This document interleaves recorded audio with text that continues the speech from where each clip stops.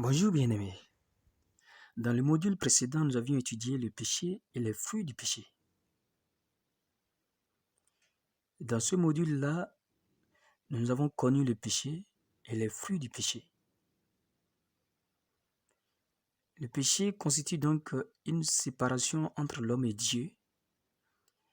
Et sans trouver la solution qui enlève cette séparation, l'homme ne peut jamais avoir de connexion avec Dieu. Et pour retrouver une reconnexion entre l'homme et Dieu, il est très indispensable à l'homme de rencontrer absolument la solution qui enlève le péché. C'est ce que nous avons appelé l'évangile de Dieu, qui est une puissance pour le salut de quiconque croit.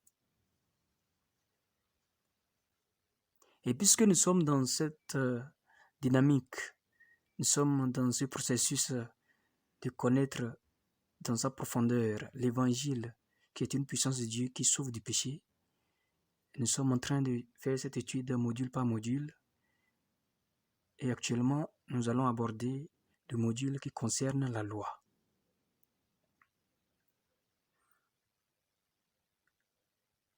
La loi, pour l'étudier aujourd'hui, nous allons lire dans Matthieu chapitre 19. Matthieu chapitre 19, à partir du verset 16 à 26, nous allons lire. Je lis la parole du Seigneur. Et voici un homme s'approcha et dit à Jésus, « Maître, que dois-je faire de bon pour avoir la vie éternelle ?» Il lui répondit, « Pourquoi m'interroges-tu sur ce qui est bon? Un seul est le bon. Si tu veux entrer dans la vie, observe les commandements. Lesquels, lui dit-il. Et Jésus répondit, « Tu ne tueras point, tu ne commettras point d'adultère, tu ne déroberas point, tu ne diras point de faux témoignages, honore ton père et ta mère, et tu aimeras ton prochain comme toi-même. » Le jeune homme lui dit, « J'ai observé toutes ces choses. Que me manque-t-il encore? » Jésus lui dit, « Si tu veux être parfait, va, vends ce que tu possèdes, donne-le aux pauvres, et tu auras un trésor dans le ciel.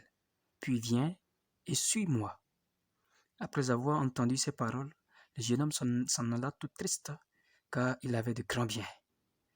Jésus dit à ses disciples, « Je vous le dis en vérité, un riche entrera difficilement dans le royaume des cieux. Je vous le dis encore, il est plus facile à un chameau de passer par le trou d'une aiguille qu'à un riche d'entrer dans le royaume de Dieu. » Les disciples, ayant entendu cela, furent très étonnés et dirent, « Qui peut donc être sauvé? » Jésus les regarda et leur dit, « Aux hommes cela est impossible, mais à Dieu tout est possible. » Amen. Bien-aimés, dans la Bible, il y a plusieurs histoires que nous lisons, nous méditons chaque jour. Ce n'est pas à dire que nous lisons, nous méditons ces histoires pour maîtriser bien l'histoire d'Israël. Mais nous les lisons, nous les méditons pour recevoir d'elles quelques leçons spirituelles, quelques enseignements spirituels venant de Dieu.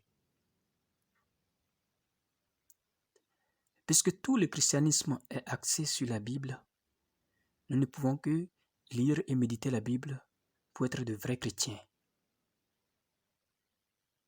Bien-aimés, aujourd'hui dans le christianisme, nous avons beaucoup de religions. Il y en a même qui sont divisées. Et pourquoi sont-elles divisées? Si la Bible est un seul livre saint, il doit y avoir normalement une seule église. Nous voyons que les églises sont divisées parce qu'il y a diverses explications de la Bible. Les uns lisent la Bible, méditent la Bible et expliquent la Bible aux autres à leur manière. Les autres lisent, méditent la Bible et voient qu'ils ne sont pas d'accord avec les premiers sur les explications de la Bible. Du coup, chaque couche véhicule une explication de la Bible et un certain nombre de personnes s'articulent autour d'eux et ils fondent une église, ils fondent une dénomination, ils commencent à faire l'œuvre de Dieu. Et ainsi de suite. À cause de diverses explications de la Bible, il y a beaucoup d'églises aujourd'hui. Si chacun pouvait lire la Bible, méditer la Bible et traduire, expliquer la Bible selon Dieu, selon la mentalité de Dieu, selon le cœur de Dieu, selon la compréhension de Dieu, aujourd'hui, nous assisterons à une seule église sur la terre. Lire la Bible, méditer la Bible, c'est une très bonne chose.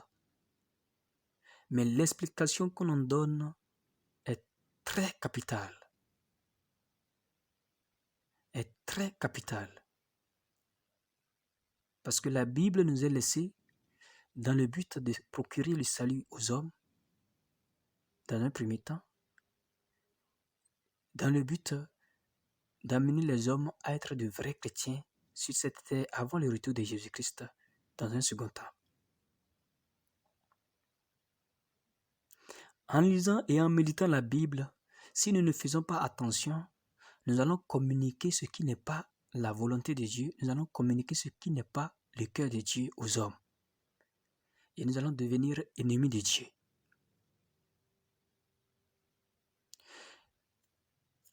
Pour bien comprendre ce que nous disons, nous allons lire dans Matthieu chapitre 16, versets 21 à 23. Je lis la parole du Seigneur. Dès lors, Jésus commença à faire connaître à ses disciples qu'il fallait qu'il allât à Jérusalem, qu'il souffrit beaucoup de la part des anciens, des principaux sacrificateurs et des scribes, et qu'il fut mis à mort et qu'il ressuscita le troisième jour. Pierre, l'ayant pris à part, se mit à le reprendre et dit, « À Dieu ne plaise, Seigneur, cela ne t'arrivera pas. » Mais Jésus, se retournant, dit à Pierre, « Arrière de moi, Satan, tu mets en scandale, car tes pensées ne sont pas les pensées de Dieu, mais celles des hommes. » Les disciples ont commencé à suivre Jésus il y a environ 3 ans. Et Jésus commence à leur donner une nouvelle. Sachez que le Fils de l'homme doit descendre à Jérusalem et là-bas, on le fera mourir et le troisième jour, il ressuscitera. Lorsque Pierre a écouté Jésus, automatiquement, il s'est mis à le reprendre. À Dieu ne plaise, Dieu n'acceptera pas ce que tu dis. Seigneur, à Dieu ne plaise, cela ne t'arrivera pas. Nous voyons que Pierre a réagi selon l'homme intérieur. Puisque Pierre est beaucoup attaché à son maître, en écoutant cette information, son cœur ne l'a pas reçu. Il n'est pas d'accord. Comment Pierre pourra-t-il perdre son maître en un seul jour de cette manière?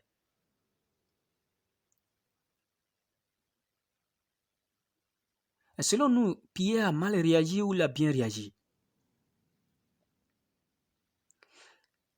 Humainement, Pierre a bien réagi.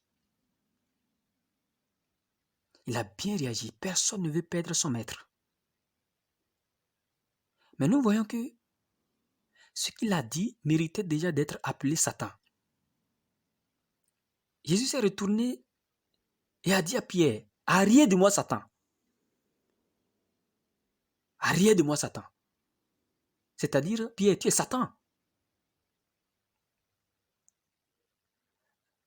Ce que Pierre a dit, véritablement, ne méritait pas encore d'être appelé Satan.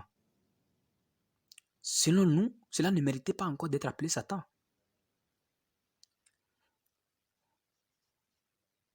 Mais lorsque nous continuons la lecture du verset 23, nous comprenons la raison pour laquelle Jésus l'a traité de Satan.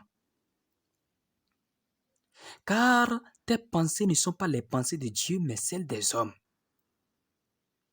C'est-à-dire, Pierre, tu as réagi face à ma parole selon les hommes.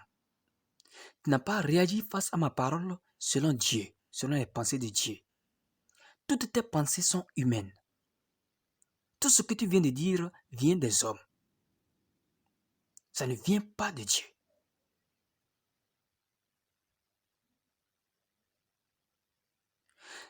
Selon les hommes, il peut y avoir trois pensées. Les pensées de Dieu, les pensées de Satan, les pensées de l'homme. L'homme peut diviser ça en trois de cette manière. Mais pour Jésus, il n'y a que deux pensées. Les pensées de Dieu, les pensées de Satan.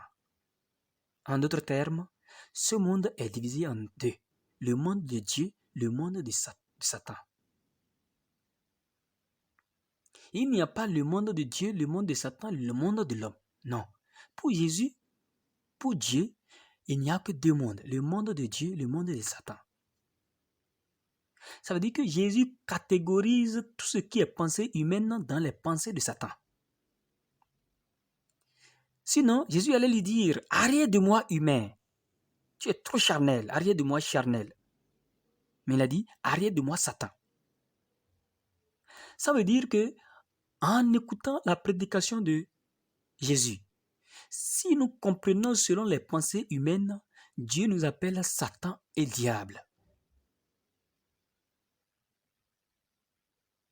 En écoutant la parole de Dieu, si nous comprenons selon les pensées de l'homme, nous sommes Satan. En méditant la Bible, si nous comprenons selon les hommes, selon les pensées des hommes, et nous donnons l'explication humaine de ce que nous avons médité, nous avons lu dans la Bible, Dieu nous appelle Satan, nous appelle diable.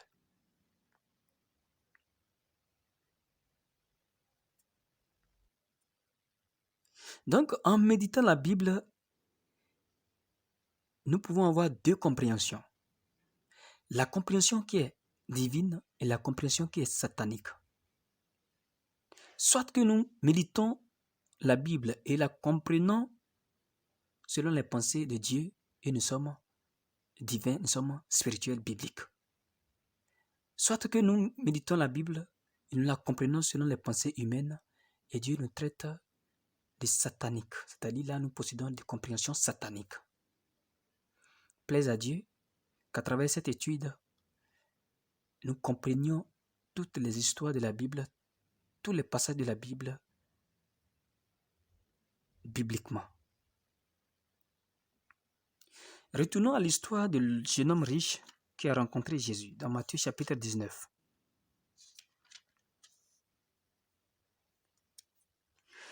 Voici un jeune homme riche a rencontré Jésus.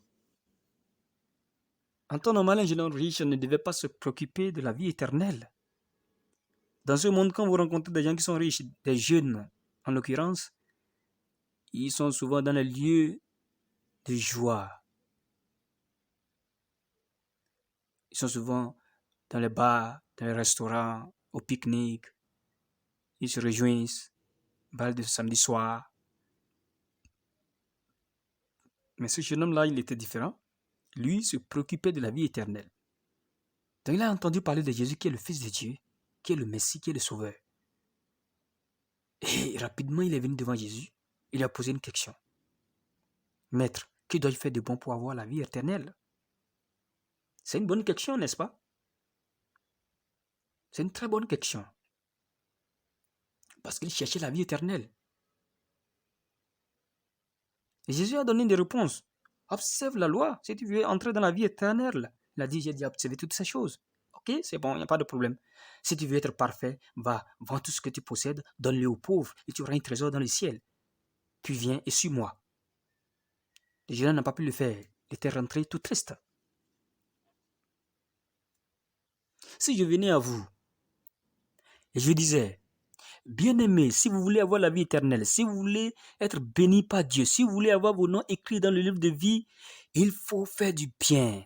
Il faut vendre tout ce que vous possédez, donnez-le aux pauvres, donnez-le à vos voisins et vous aurez des trésors au ciel. Vous serez ainsi bénis, vous aurez la vie éternelle de la part de Dieu. Donc, videz-vous de tous vos biens, donnez-les aux pauvres, donnez-les en aumône aux pauvres, aux orphelins, aux veuves, aux veufs. Le Seigneur vous comptera cela à justice. Vous pourrez avoir la vie éternelle. Si je venais à vous et je vous parlais ainsi, je vous donnais une évangélisation en ces termes, vous me croiriez ou pas? Vous feriez tel que je vous dis ou vous ne feriez pas? Les chrétiens d'aujourd'hui sont naïfs. quand ils entendent le mot bénédiction, quand ils entendent le mot bénédiction de Dieu, protection de Dieu sur leur vie, ils sont prêts à tout donner, sans chercher à comprendre ce que celui qui est devant eux est en train de dire. Est-ce qu'il est dans la Bible? Est-ce qu'il est biblique? Ou bien il est satanique? Tous, presque, sont naïfs. Si je venais à vous et je vous prêchais la parole de cette manière, si vous n'avez pas la capacité de détecter que je suis dans le faux, je suis satanique, là, vous avez un esprit naïf.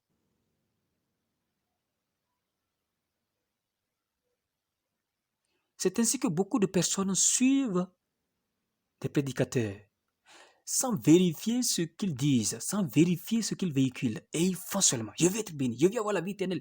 Et aller, ils veulent tout faire pour avoir la vie éternelle, pour être protégés, pour être dirigés, pour être bénis. Dis donc, est-ce que vraiment ils sont bénis? Est-ce que vraiment ils sont protégés par Dieu? Est-ce que vraiment ils ont la vie éternelle? Ont-ils l'assurance de toutes ces choses dans leur vie? Non. La Bible dit dans Osée que mon peuple périt faute de connaissance. À cause du manque de connaissance, les hommes périssent aujourd'hui. C'est pourquoi il est très important de maîtriser la Bible, de connaître la Bible à fond. Savoir qu'est-ce que la Bible dit sur chaque point. Lorsque le jeune homme a posé la question de savoir ce qu'il allait faire de bon pour avoir la vie éternelle, Jésus a répondu en lui donnant le chemin de la loi. Si tu veux entrer dans la vie éternelle, si tu veux être compté parmi les élus de Dieu, observe la loi. Croyez-vous que la réponse de Jésus est la bienvenue, est l'idéal pour le conduire à la vie éternelle?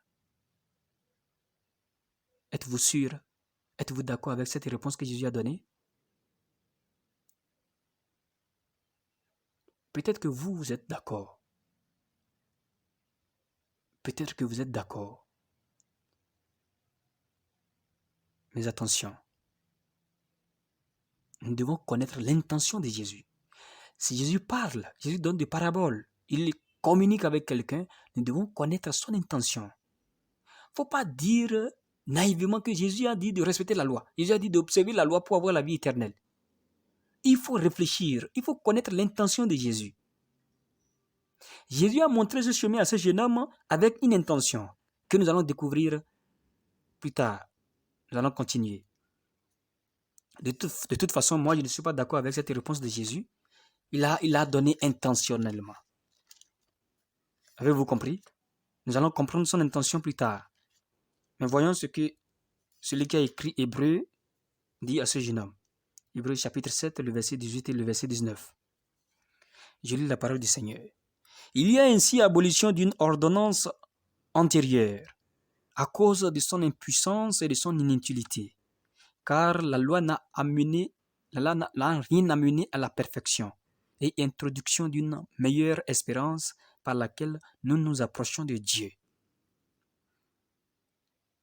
Celui qui a écrit Hébreu, ayant reçu de Dieu, il a parlé à ce jeune homme riche. Jeune homme riche, hey, Jésus t'a dit que si tu veux entrer dans la vie, il faut observer le commandement. Tu as cru à ce qu'il a dit? Écoute bien. J'ai reçu de Dieu à 100%. Et qu'est-ce que Dieu a dit? Il y a déjà abolition de la loi. Pourquoi? Parce qu'elle est impuissante, elle est inutile, elle ne sert de rien, elle ne peut amener personne à la perfection. Elle est inutile pour Dieu. Dieu a mis fin à la loi. Écoute bien, j'ai reçu de Dieu. Elle est inutile, elle est impuissante de pouvoir rendre quelqu'un juste parfait et être prêt pour la vie éternelle. Donc si tu suis ce que Jésus te dit, tu iras en enfer. C'est-à-dire quoi? La loi est mal placée pour te conduire à la vie éternelle. Oh, le jeune homme riche, en écoutant celui qui a écrit le livre d'Hébreu, il peut constater que il a écouté la parole de Jésus avec un cœur naïf. Mais je ne m'en reviens pas. Qu'est-ce que ça veut dire? Et dans le même temps, Paul apparaît. Vous savez que Paul l'a souvent dit d'être ses imitateurs. Il nous a souvent recommandé d'être ses imitateurs. C'est-à-dire, il croit qu'il est serviteur de Dieu. Il croit qu'il reçoit de Dieu à 100%. Et il croit que si nous le suivons, il ne pourra jamais nous conduire dans l'enfer. Il dit, soyez mes imitateurs. C'est-à-dire, si vous me suivez, vous verrez Dieu, vous verrez le royaume de Dieu. Et qu'est-ce que Paul vient dire à ce jeune homme? Quand nous parlons de ce jeune homme, c'est aussi nous. Avez-vous compris? C'est aussi nous. C'est-à-dire, le jeune homme, c'est nous aujourd'hui. Galates 3, verset 10. Car tous ceux qui s'attachent aux œuvres de la loi sont sous la malédiction. Car il est écrit, maudit est quiconque n'observe pas tout ce qui est écrit dans le livre de la loi et ne le met pas en pratique. 11. Et que nul ne soit justifié devant Dieu par la loi. Cela est évident, puisqu'il est dit, le juste vivra par la foi. Et Jésus se plante devant ce jeune homme riche. Attends bien. Attends, hein. Tu crois que le chemin de Jésus est le vrai chemin pour aller au ciel? Écoute ce que Dieu dit. Tous ceux qui s'attachent aux œuvres de la loi que Jésus t'a montré comme chemin du ciel sont sous la malédiction. C'est-à-dire, si tu t'attaches aux œuvres de la loi, tu es maudit à jamais. Pourquoi est-ce que c'est comme ça? Il est déjà écrit que maudit est quiconque n'observe pas tout ce qui est écrit dans le livre de la loi. C'est-à-dire, si tu n'observes pas tout et tu ne le mets pas tout en pratique, tu es déjà maudit. Si nous étions à la place de ce jeune homme, nous serions confus, n'est-ce pas? Oh là là, mais Jésus, tu es en train de plaisanter avec moi?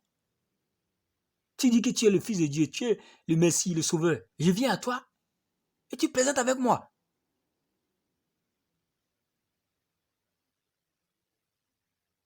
Tu savais bien que par la loi, je ne peux jamais hériter la vie éternelle. Par la loi, je ne peux jamais devenir parfait. Et tu me montres le chemin de la loi? Moi, je suis sérieux, je suis sincère, mais tu n'es pas sincère avec moi ou mais quoi? Qu'est-ce qui se passe? Ce jeune homme serait confus. Bien-aimé, si vous n'arrivez pas à découvrir l'intention de Jésus dans ce qu'il dit, vous ne pouvez qu'être confus. Les gens disent que la Bible se contredit. La Bible ne se contredit pas, mais c'est plutôt les hommes qui ne recherchent pas l'intention de Jésus dans ce qu'ils lisent, dans ce qu'ils méditent. Lorsque vous ne rencontrez pas le cœur de Jésus dans toute parole de la Bible, vous allez dire le contraire de ce qui est dans le cœur de Jésus, le contraire de la volonté de Dieu. Et vous allez suivre le faux et vous allez tomber dans la fausse.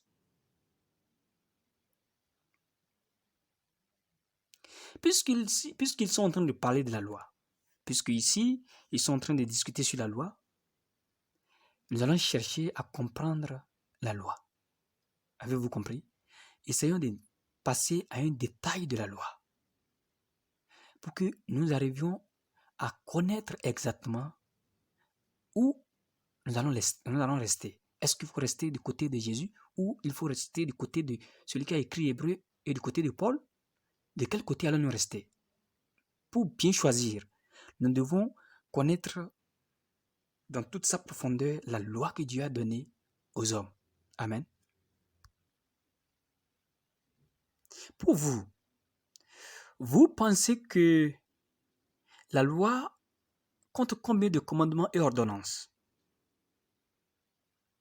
Comme je vous l'ai dit à la fin du module précédent, la loi que Dieu a donnée aux enfants d'Israël compte 613 commandements et ordonnances. 613 commandements et ordonnances.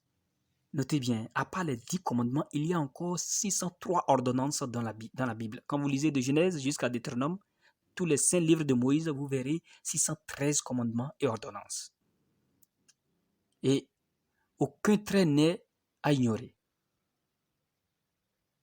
Sur cette base, respecter tous les commandements de Dieu est difficile ou c'est impossible.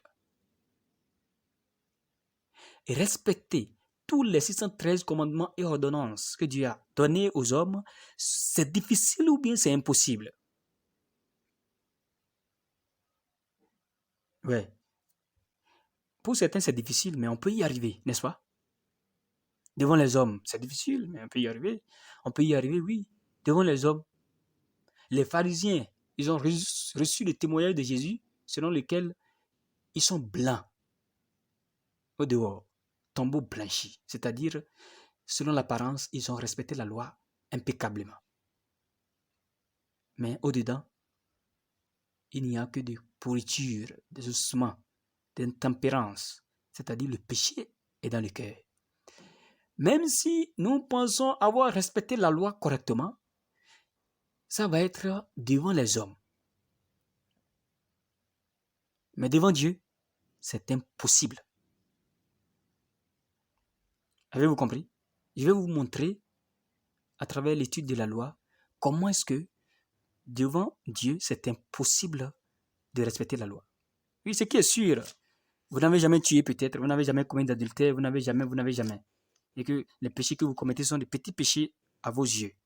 Mais devant Dieu, péché est égal à péché. Il n'y a pas grand et il n'y a pas petit. Péché est égal à péché.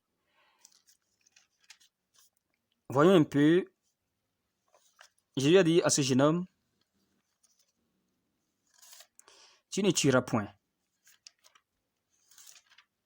À vrai dire, je n'ai jamais tué. Et peut-être vous aussi, vous n'avez jamais tué. Mais nous devons connaître ce qu'est le meurtre devant Dieu. Amen. Nous devons nous situer exactement devant Dieu. Nous devons connaître de quel côté nous allons nous mettre. Du côté de Jésus qui montre le chemin de la loi pour aller au ciel, ou bien du chemin de Paul et de celui qui a écrit Hébreu qui montre un autre chemin. En lisant 1 Jean 3, verset 15, nous allons connaître un peu. 1 Jean chapitre 3, le verset 15 dit ceci. Quiconque est son frère est un meurtrier, et vous savez qu'aucun meurtrier n'a la vie éternelle demeurant en lui. C'est-à-dire, quand Dieu dit ne tue point, ou tu ne tueras point, c'est dire que tu ne haïras point. Devant Dieu, haïr égale à tuer. Pour les hommes, tuer, c'est mettre fin à la vie de la personne physiquement. Mais Dieu dit qu'avant que tu ne mettes fin à sa vie, lorsque dans ton cœur tu as eu de la haine, pour la première fois tu as eu de la haine envers cet homme, et tu conçois la volonté de le tuer, Dieu dit en ce temps-là, il a écrit que tu as tué, tu es meurtrier, tu n'as même plus la vie éternelle, tu n'as pas la vie éternelle en toi.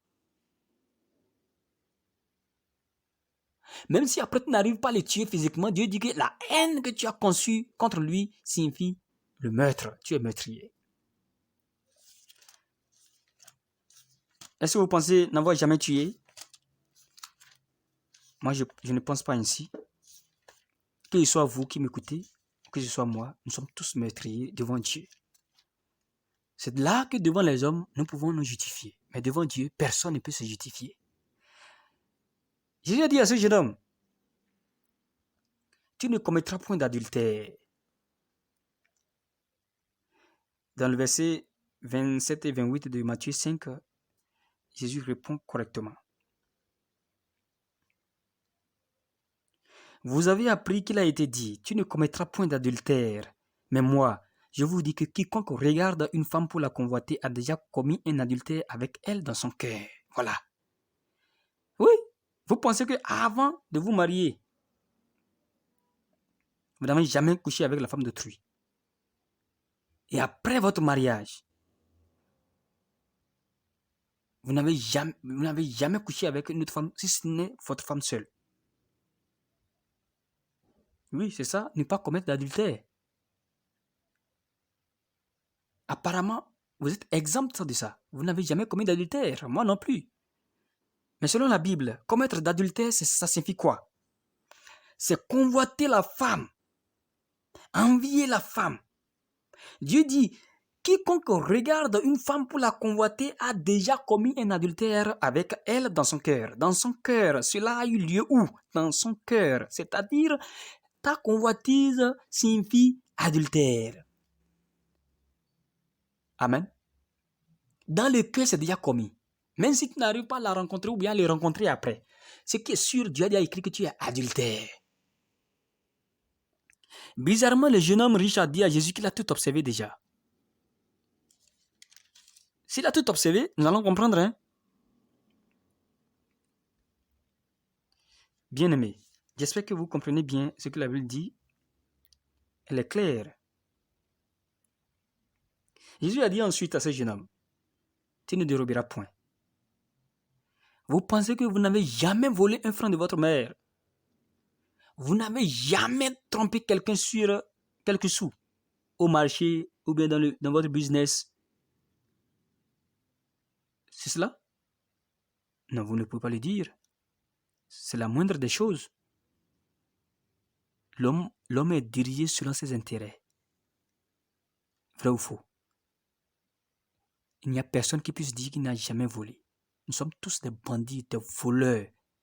Quand notre intérêt se présente rapidement, on est prêt à voler. Tu ne mentiras point, tu ne diras point de faux témoignages. Oh là là. N'en parlons même pas, sautons sur cette étape-là. L'homme ment comme il respire. Pour prendre ou bien tirer une synthèse sur l'étude de la loi, allons dans Jacques, chapitre 2. Jacques, chapitre 2.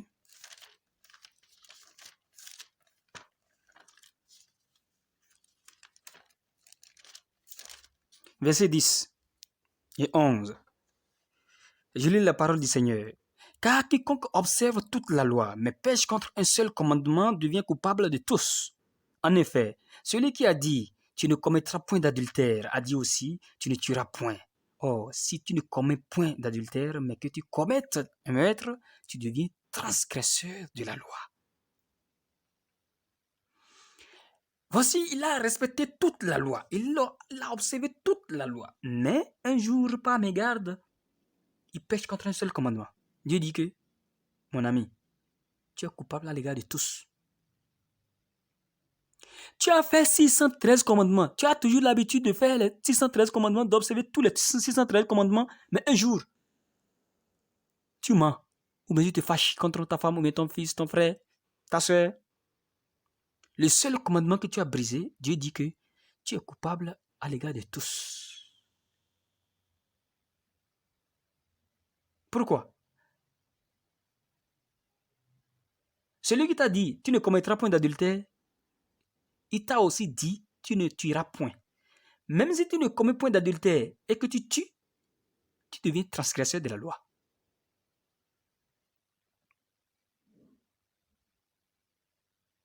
Devant Dieu, nous devons savoir que nous sommes à nu. Nous sommes à terre. Nous sommes à terre. En lisant et en méditant Jacques chapitre 2, le verset 10 à 11, on comprend aisément que Dieu veut que l'homme respecte la loi parfaitement. Respecter la loi parfaitement, c'est possible à l'homme ou bien c'est impossible à l'homme? C'est impossible. S'il en est ainsi, Dieu était au courant de notre incapacité de respecter la loi ou bien il n'était pas au courant? Dieu était au courant. Bien-aimé, Dieu était au courant. Et pourquoi il a donné la loi? Si c'est ainsi, pourquoi nous a-t-il donné la loi?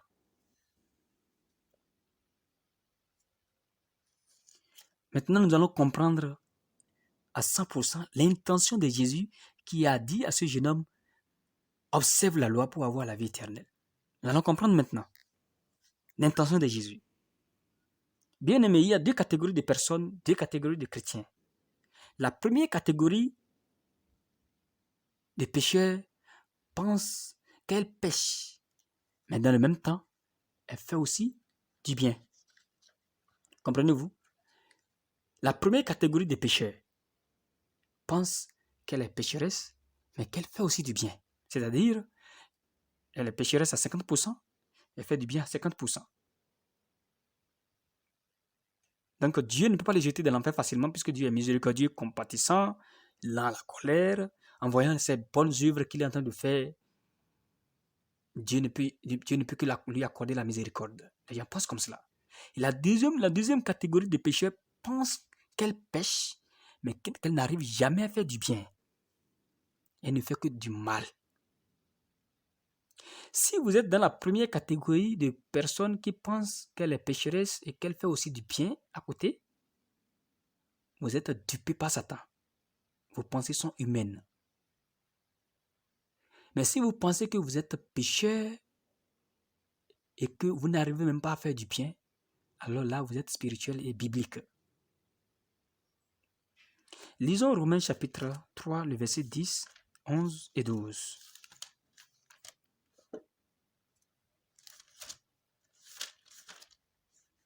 Romains 3, je lis la parole du Seigneur. Verset 10 à 11, à 12. Selon qu'il est écrit, il n'y a point de juste, pas même un seul. Nul n'est intelligent, nul ne cherche Dieu. Tous sont égarés, tous sont pervertis. Il n'en est aucun qui fasse le bien, pas même un seul. Oh là là, depuis que le péché est entré dans le monde par Adam, la Bible dit qu'il n'y a point de juste. Tous sont nés pécheurs, tous sont sortis d'Adam pécheurs. Toute la descendance d'Adam est pécheresse. Il n'y en a aucun parmi ces descendants-là qui est juste. Aucun n'est juste. Pas même un seul. Tous ont cherché leur chemin. Tous sont égarés.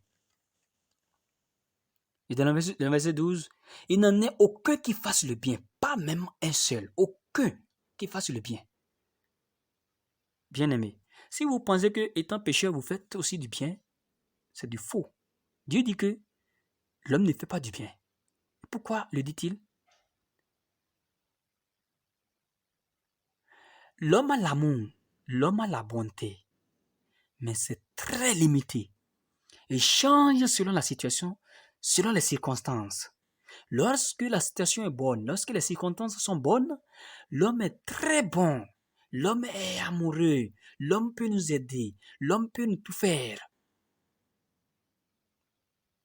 Mais tenez, lorsque la situation ou les circonstances changent, la bonté de l'homme, l'amour de l'homme change également. Auparavant, il avait fait beaucoup de bien.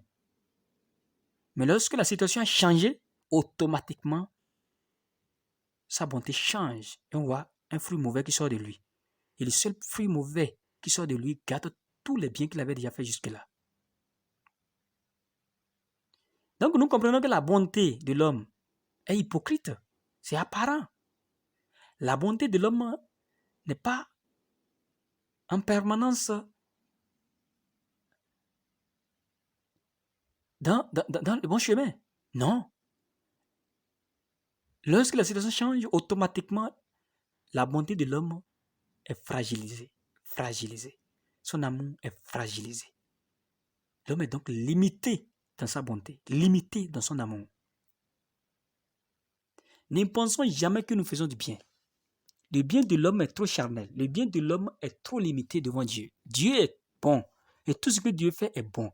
Et quand Dieu fait, c'est parfait. Et sa bonté est éternelle. Sa bonté est permanente. Mais la bonté de l'homme est changeante. Bien-aimés, nous allons voir un autre passage, toujours dans Romains 3, verset 19. La raison pour laquelle Dieu a donné la loi, nous allons la connaître maintenant. Romains 3, verset 19. Or, nous savons que tout ce que dit la loi, elle le dit à ceux qui sont sous la loi, afin que toute bouche soit fermée et que tout le monde soit reconnu coupable devant Dieu.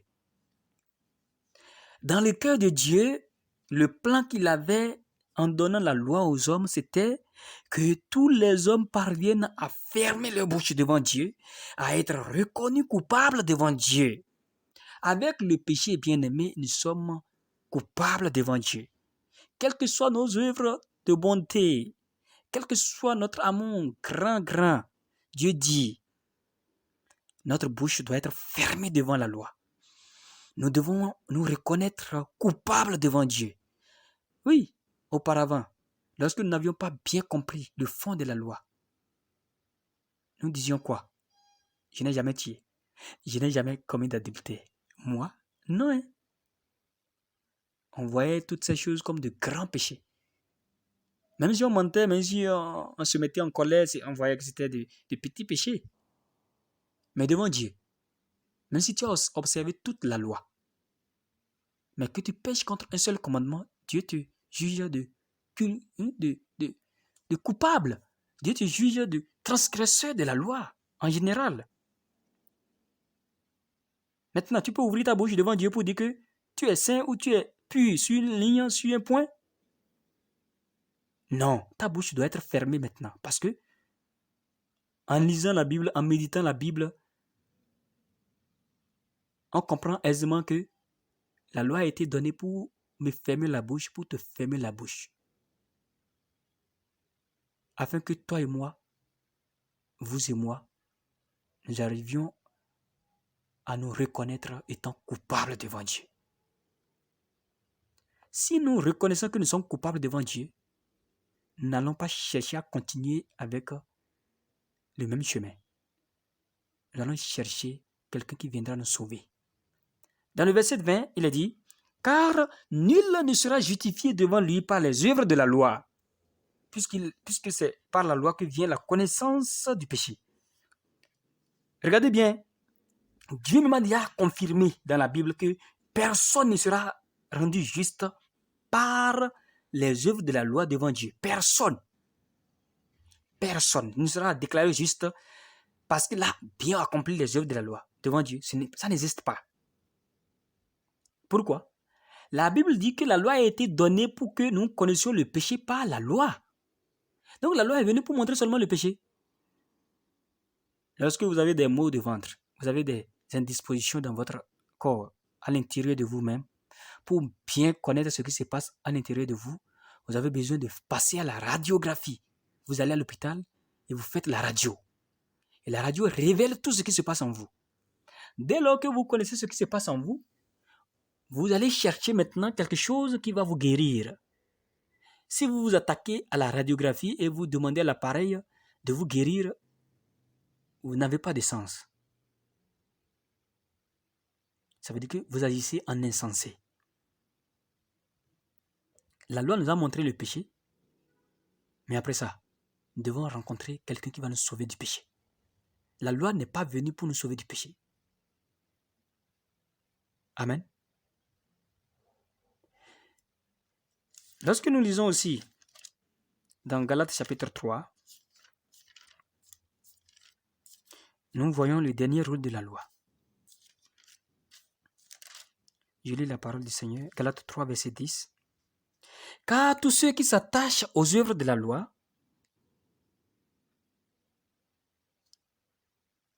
Galates 3, 24, pardon.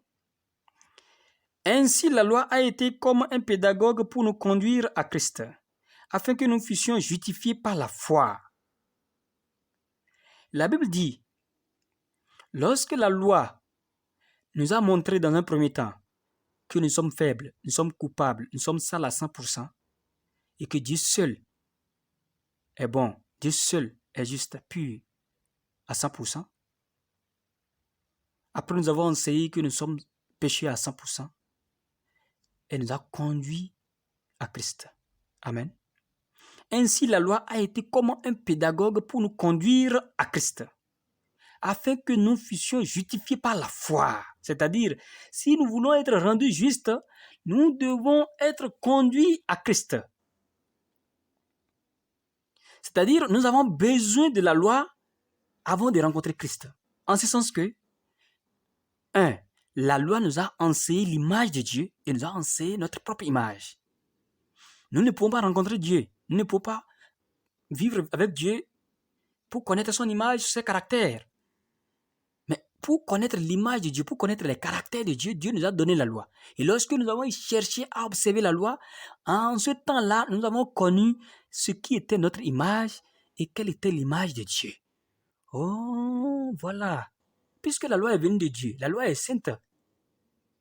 Oh, Dieu seul peut respecter la loi. Moi, je ne peux pas. Je suis faible. Je suis vendu au péché. Je suis charnel, vendu au péché. Oh, ok. Dieu seul peut respecter la loi. Dieu seul a le caractère de respecter la loi. Moi, je n'en ai pas. À travers cela, à travers la loi, j'ai connu l'image de Dieu qui est parfaite à 100%. et dans le même temps, j'ai connu mon image qui est sale à 100%. C'est en ce sens que la loi a été utile à l'homme afin qu'il soit conduit à Christ. Donc, en grosso modo, nous pouvons dire que la loi a pour rôle d'enseigner à l'homme qu'il est différent de Dieu. Avec le péché, il est sale à 100%. Il est mauvais. Il ne peut jamais faire du bien. Il pense qu'il peut faire du bien, mais impossible, parce que le péché habite dans son cœur. Mais seul Dieu est bon. Seul Dieu peut faire du bien. Dieu seul est le bon arbre, et donc il peut produire de bons fruits. Nous sommes mauvais. Nous ne pouvons que produire de mauvais fruits. Au lieu de chercher à faire du bien, nous devons stopper et chercher à comprendre le fond de la loi. Et ainsi, nous pouvons nous rendre compte que nous sommes pécheurs à 100%. Premièrement, Dieu seul est bon. En second lieu, la loi nous a enseigné que nous sommes pécheurs à 100%. En troisième lieu, la loi nous a enseigné que nous devons être conduits par elle à Christ. Selon Galates 3, verset 24, ainsi la loi a été comme un pédagogue pour nous conduire à Christ, afin que nous fussions justifiés par la foi. Bien-aimés, si nous sommes conduits à Christ par la loi, ça veut dire que nous n'avons plus besoin de la loi. Ça veut dire que nous avons fini avec la loi. Maintenant, nous sommes en face du Sauveur. Si véritablement nous recevons l'enseignement de la loi, en face de Jésus-Christ, nous pouvons garder la position de quelqu'un qui est faible, qui est incapable de se procurer le salut, et alors recevoir le salut à travers Jésus. Amen. Nous pouvons bien comprendre actuellement ce jeune homme riche, son cœur, avant de se présenter devant Jésus, n'est-ce pas? Vous pensez que le jeune homme riche se voyait comme étant quelqu'un qui est mauvais arbre et qui ne peut jamais porter de fruits? Il ne se voyait pas ainsi. Il se voyait quelqu'un qui était capable de porter de bons fruits, n'est-ce pas? Il pensait qu'il y avait de bonté en lui. Il pensait qu'il pouvait faire de bonnes choses devant Dieu. Vrai ou faux? Et dès lors, lorsqu'il est arrivé à Jésus, Jésus lui a montré exactement. Ok, tu demandes à faire du bien, toi, qui es pécheur à 100%. Ok. Jésus a découvert en cet homme qui n'avait pas encore connu son image devant Dieu. C'est-à-dire, il n'avait pas encore rencontré la loi. S'il ne rencontrait pas la loi, comment allait-il savoir, mais comment pouvait-il savoir que son image était sale à 100% et qu'il ne pouvait jamais produire de bons fruits? Comment pouvait-il savoir qu'il était péché à 100%? Comment pouvait-il être conduit à Christ? Sans passer par la loi, il est allé rencontrer Jésus directement. Comprenez-vous? Il a demandé à Jésus ce qu'il pouvait faire de bon pour avoir la vie éternelle. Jésus a très tôt compris qu'il n'avait pas encore compris dans son cœur qu'il était mauvais arbre et qu'il ne pouvait que porter de mauvais fruits. Du coup, Jésus l'a orienté vers la loi. Ok, si tu veux entrer dans la vie, observe la loi. Il a dit, j'ai observé toutes ces choses, que me manque-t-il encore?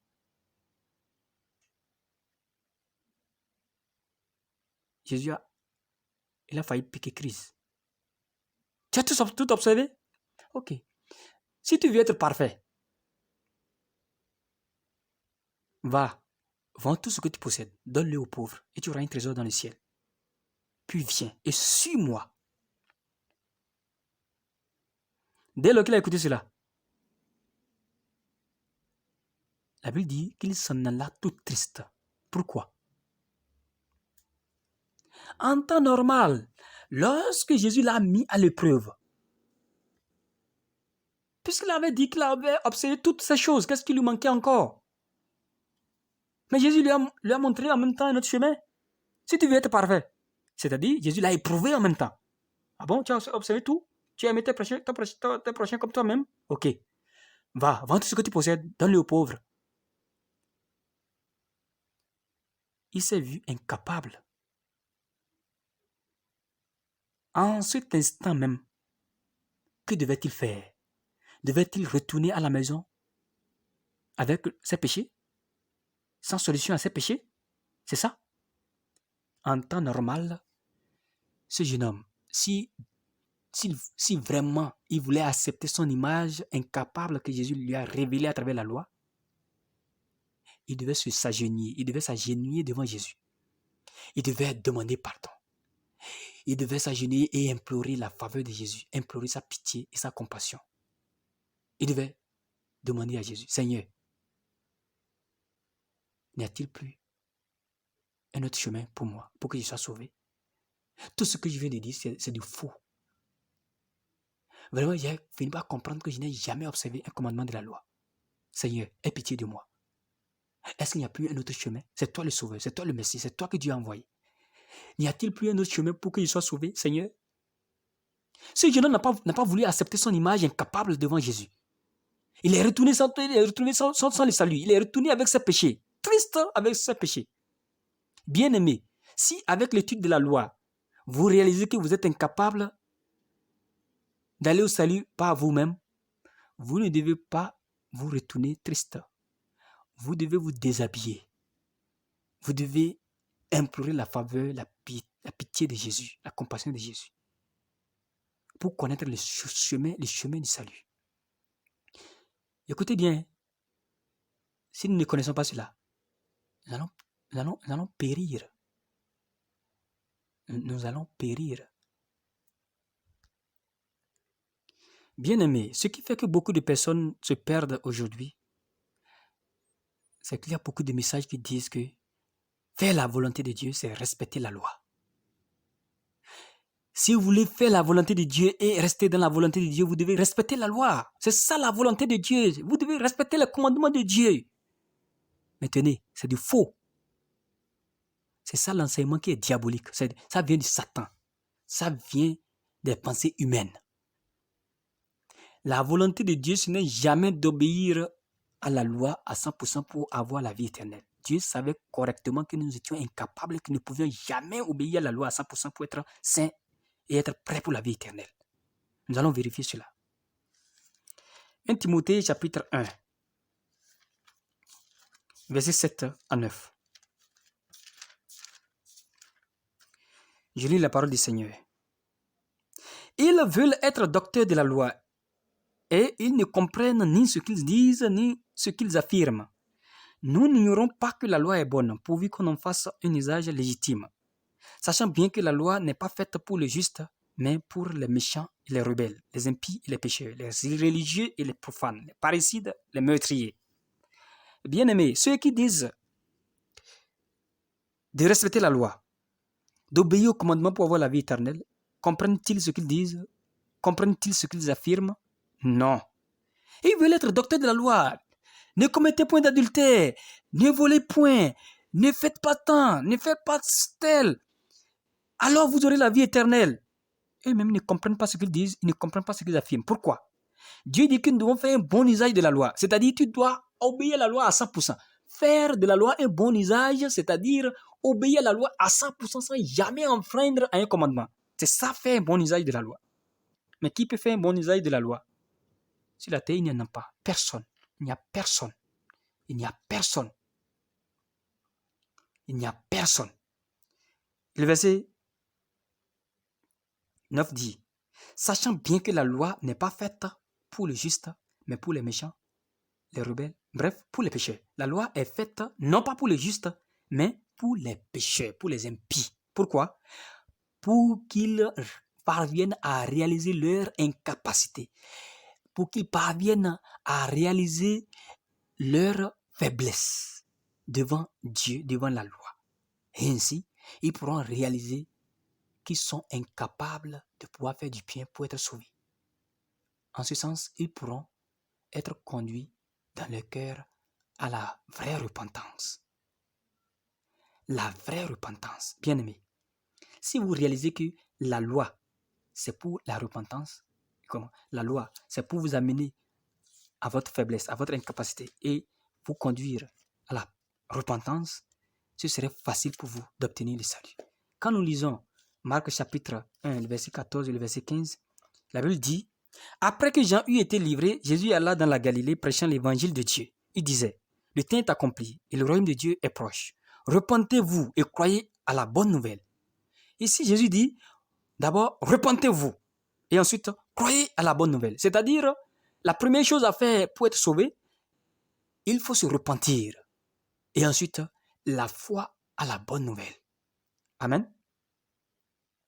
Si vous ne connaissez pas ce que c'est que la repentance, quelque chose que vous allez faire, bien aimé, vous allez toujours demeurer pécheur. La mort va vous surprendre un jour, vous allez mourir pécheur comme cadavre, comme chien. On va vous enterrer, vous irez en enfer. Dieu nous a donné la loi, nous qui sommes nés pécheurs, afin que nous réalisions notre incapacité, notre image sale à 100% devant Dieu, afin que nous réalisions que nous sommes pécheurs à 100%. Et ainsi, la loi pourra nous conduire à Christ qui a la capacité de nous sauver, parce qu'en lui se trouve la vérité, la parole de vérité. Si nous croyons en cette parole de vérité, nous allons être affranchis de tous nos péchés. Amen. Bien-aimés, pour toutes vos questions, toutes vos inquiétudes, comme j'ai l'habitude de le dire, n'hésitez pas à m'écrire sur ma page WhatsApp au plus 229 96 60 55 113. Vous pourrez m'appeler individuellement. Si vous voyez que vous êtes insatisfait sur chaque module que nous faisons, adressez-vous à moi. Nous allons échanger. Notre objectif, c'est de parvenir au salut. Et le Seigneur nous aidera et nous parviendrons au salut véritable de l'âme, le salut qui est définitif. Dans le module suivant, je vous parlerai de comment l'homme peut se repentir et être prêt à recevoir l'évangile. Amen. Comment l'homme pourra se repentir et être prêt à recevoir l'évangile de Dieu pour son salut définitif. Lorsque vous recevez l'évangile, vous êtes au-dessus de tout dans ce monde. Vous ne parlerez plus de sorcellerie, vous ne parlerez plus d'envoûtement, vous ne parlerez plus de choses ténébreuses. Vous serez au-dessus de ces choses. Vous n'aurez plus besoin de crier contre ces choses, mais vous constaterez que vous êtes déplacé des ténèbres à la lumière et que vous n'avez plus de relation avec les choses de ténèbres. Bien-aimés, je veux que le Seigneur vous bénisse abondamment et qu'il soit avec votre esprit. Au nom de Jésus. Amen. À bientôt.